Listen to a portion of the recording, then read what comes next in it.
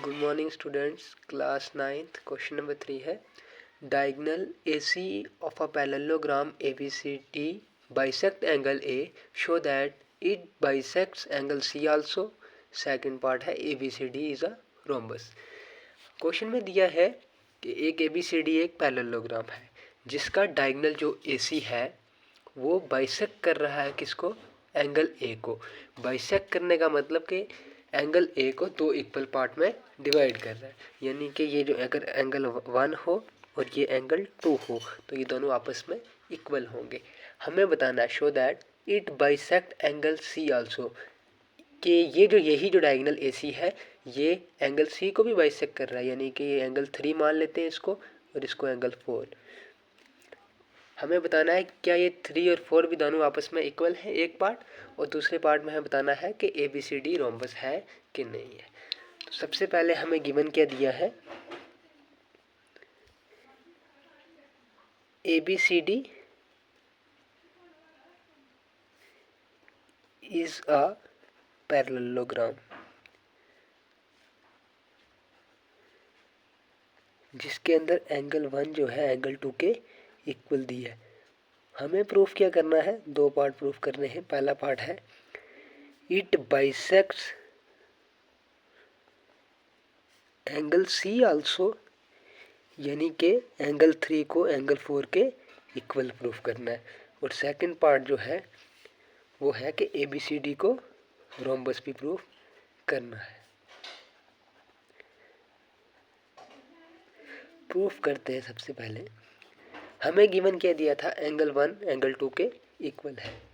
Angle 1 जो है angle 2 के इक्वल है, तो हम लिख सकते हैं ये एंगल 1 जो है एंगल 4 के इक्वल है। रीज़न ये पैरेललोग्राम है। AB जो लाइन है, लाइन सेगमेंट जो AB है ये CD के इक्वल होती है, क्योंकि अपोजिट साइड पैरेलल होती हैं पैरेललोग्राम की। और ये दो पैरेलल लाइंस आ गई, इसके बीच ये ट्रांसवर्सल आ गई, तो ये Z शेप भी बन रही है, यानी कि एंगल 3 और एंगल 2 जो होंगे ये भी आपस में इक्वल होंगे। 1 और 4 भी आपस में इक्वल होंगे।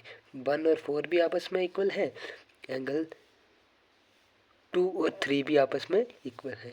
इनका रीज़न ये तो हमने गिवन से लिखा।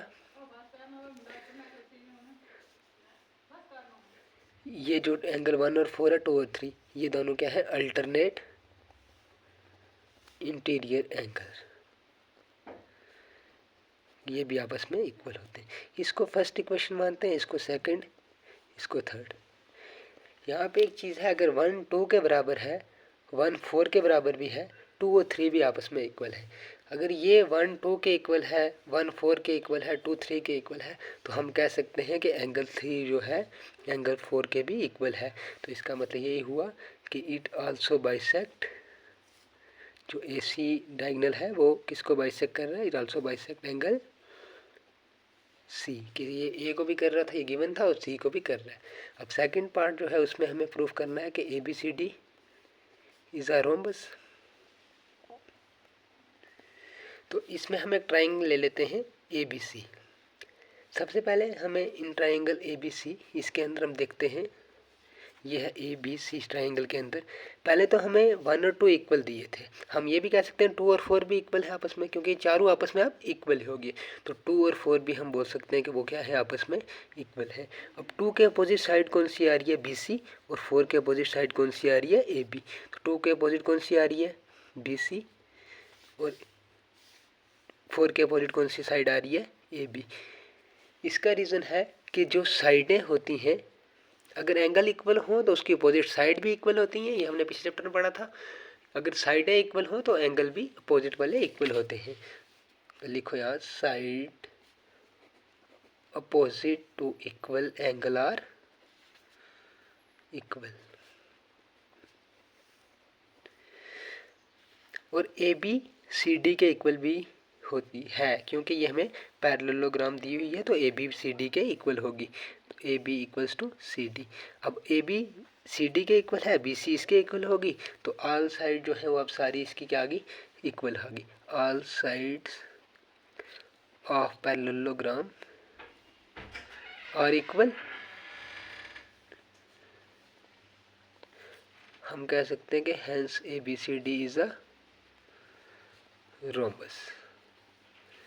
यही दो पार्ट प्रूफ करने थे।